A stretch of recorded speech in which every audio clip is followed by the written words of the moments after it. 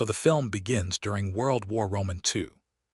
We see a girl named Angel working in a strange household. Girls returning from war are forcibly kept there and sold. Angel's job is to constantly groom them and inject them with drugs to prevent them from acting on their own. Angel was hired for this job because she can neither hear nor speak. Despite being a gay parent, she's not allowed to stay with any girl for long. The life Angel lived was traumatic. The place where Angel came was the domain of a man named Victor. Angel came there with several other girls, and Victor explains to them what awaits them there, how their lives will be ruined, and how they must be prepared for it. He also tells all the girls that if anyone is to be even slightly cunning, he will deal with them terribly. Threats alone won't do anything, and he knew this. So he brings a very beautiful girl close to him, pulls out his knife, and mercilessly slits her throat. Seeing her death, all the girls are terrified and agree to Victor's orders. Everyone is sent to their rooms except Angel, because Angel had a scar on her face, and Victor fears that this will prevent many people from visiting her. Therefore, he hires Angel for other tasks. Angel quickly understands her task and quietly begins to do it, as he has no other option. He felt pity for the girls, compassion for them, because every night they were subjected to such atrocities that they would even die, and these men seemed unconcerned. They would dispose of the bodies of those girls and tie them up in their place, as if they were animals rather than humans. Angel then left the place and went to another room, where a girl named Vaya was speared. Angel, as if on duty, prepared Vania and injected her with a drug. During this time, Vaya tried to talk to her several times, and after a while, Vania realized that she couldn't speak or hear. Vania then said goodbye to her in sign language as she left, and Angel's breath stopped. It had been a long time since someone had understood her. She wanted to stay, but due to orders she couldn't stay, and she left. Even after leaving the room, Vania's thoughts remained on Angel's mind. Once Vania's room was empty, Angel went to Vania's room. She cleaned her body and began getting her ready, all the while communicating with her through gestures. First, she asked how she knew sign language. Vania explained that her father was also deaf, so everyone used to communicate with them in sign language. Vania explains, "My dad is no longer alive, but my mom is, and I hope she'll come looking for me one day." As she left, she promised to return. Vania thought Angel was joking, as returning was impossible. All the doors were locked at night to prevent anyone from escaping. But Angel was an angel. Even though her ears and tongue didn't work, her other senses were extremely sharp, and she was incredibly intelligent. Over time, she had created a blueprint of the entire house in her mind, knowing the way to and from each room through the vents. Using those same paths, she arrived at Vahania's in the middle of the night. Angel brought her chocolate. While they were chatting, Angel felt a rumbling in the floor. She knew someone was coming. So she left through the vent before anyone could arrive. When she arrived, Vania was in a terrible condition. The entire bed was covered in blood. Even her lips were covered in wounds, and she was screaming in agony. Hearing her painful cries, Victor arrived and immediately called a doctor. The doctor examined Vania and assured her that nothing serious had happened. It was just a few gut issues that would heal soon. He gave her an injection to ease the pain. But upon returning, he told Victor that Vania's hip was broken. He said that if she didn't receive treatment, she would soon die. Victor could have had her treated if he had wanted to, but he would have given the doctor some money. He tells her to keep her mouth shut. Poor Vania continued to suffer in pain. Night fell, and Angel came to Vania through the bathroom.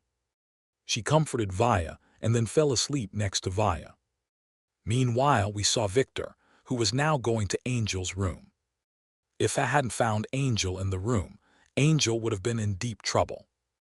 Thankfully, Vania couldn't sleep due to the pain, and upon hearing the footsteps, she immediately woke Angel. Angel also quickly went upstairs through the vent but couldn't reach her room. By this time, Victor had arrived. It seemed Angel would die, but Angel showed her intelligence and freed herself from the bathroom vent. After which she returned to her room, leaving Victor unsuspecting. Anyway, he took Angel to his room, where Victor confessed his love to her. Here, after Victor, he seemed to truly like Angel. He told Angel, "I'll get Yao out of this hell soon. I'm talking to someone else. And the day my deal is finalized, I'll take you and run away." At this point, he also gave Angel a key, the master key to the house, which could open every door. Angel kept the key, and the next morning she went to Vania's house as usual. Vania's pain was increasing. She pleaded with Angel to get Hero out of here, and Angel broke down in tears at her request, and Vania understood there was no way out. She hadn't even given Vire an injection today. With the injection in her pocket, she was about to leave when the soldier who had killed her mother arrived. Seeing him, Angel relived her past trauma. But this time, she couldn't do anything. She continued, her eyes downcast. The man had come here with several of his men, and he was the colonel, and he was the main figure behind all the Saintent stairs. He was the one who captured girls from enemy countries, sold them, and made money from them. Victor was just his pawn. We learned that the colonel's name was Corin, and Corin had come here for a specific purpose. He had actually learned of Victor's betrayal, that Hugh was going to meet someone else, and he threatened Victor, saying, "If Yao do anything like that, I will kill you and all those girls." While Victor and the colonel were talking, all of the colonel's soldiers had gone into old rooms. A soldier named Ever had gone into Vania's room, and Angel had noted everything. Angel had promised to protect Vania. So she took a knife and went to her vent. Enraged, Angel came out and attacked him with her knife. In her rage and passion, Angel didn't see where her knife was hitting. It stabbed her in the stomach, then in the mouth, slicing through her body. Avon, too, was in terrible pain. He began to handle Angel, while Angel looked at Vania. Seeing this, she regretted not being able to save Vania. She couldn't keep her promise, and Vania died. Avon, regaining his composure, grabbed her by the hair. He wanted to drag her away, but slipped on his own blood and fell down. Angel became enraged again, and Juna picked up the knife again and stabbed Avon hard in the stomach. Hearing Avon's cries, several soldiers had already gathered near the room. They then broke down the door. Meanwhile, Angel retreated through the vent. But the colonel was too smart. Hearing the noises coming from the vent, he realizes it must be Angel's work. So he goes to Victor and threatens him, "Give me Angel in front of me within a minute. Otherwise, I'll deal with you terribly. I've lost a very good friend because of you." Victor replies, "So you've echoed one of my girls too." Hearing this, the colonel becomes enraged and kills another girl, declaring, "If Angel doesn't come to me within 5 minutes, I'll kill all your girls and shut down your business."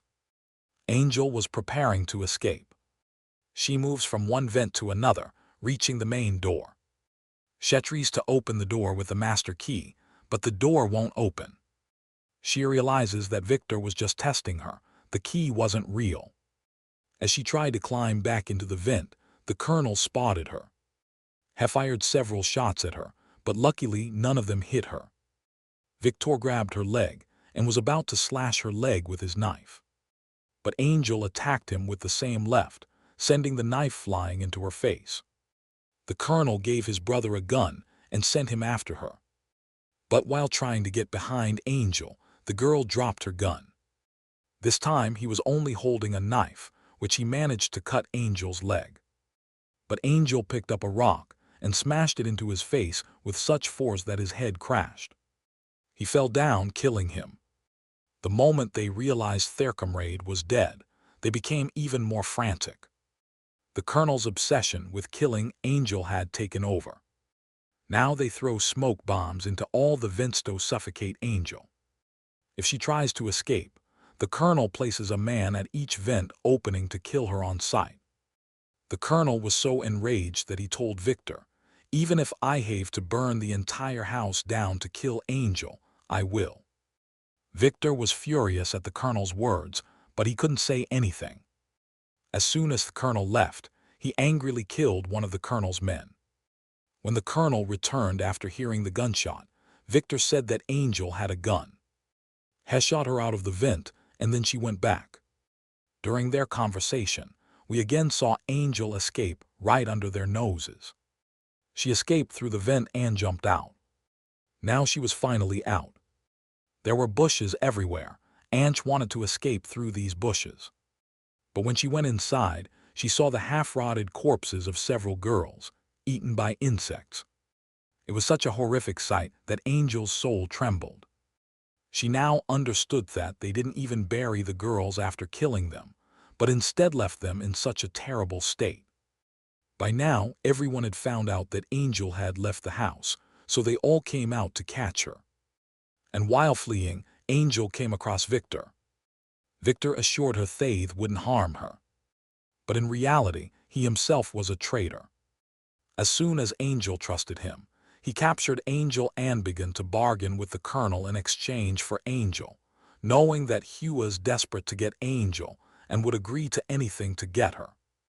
He told the colonel that he wanted 50% of the business profits. The colonel agrees, and Angel realizes she's about to be captured.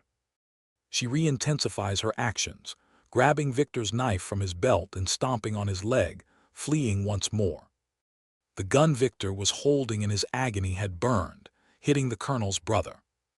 The colonel, devastated by the sight of his brother dead, was now completely devastated. To avenge his brother's death, he confronted Victor, riddled him with bullets and tore his face. He then drove off, searching for Angel again. While fleeing, Angel came upon a house. Thankfully, there was a very kind lady in the house. She gave him first aid and even let him sleep in her home. Then the woman's house is shown in detail, and we learn that this woman was the wife of the soldier with whom the entire conflict had begun. That is Avon's wife who killed Vania. The colonel calls the woman shortly thereafter and informs her that her husband is dead and that the murderer is a little girl, whom she should kill on sight if she sees her in the area. It doesn't take long for the woman to realize that the Gillies, none other than Angel. So she takes out a bullet to kill Angel. But Angel needs to save herself here too. She shows more agility than the girl, picking up a piggy bank and hitting the girl on the head so many times that she dies. Angel flees. As the colonel drives ahead, he luckily spots Angel right in front of him. He quickly reaches Angel, and Angel, to save herself, enters a factory and goes inside a narrow tube. The colonel, trying to catch her, also enters the same tube. Due to her large size, she becomes trapped in the tube.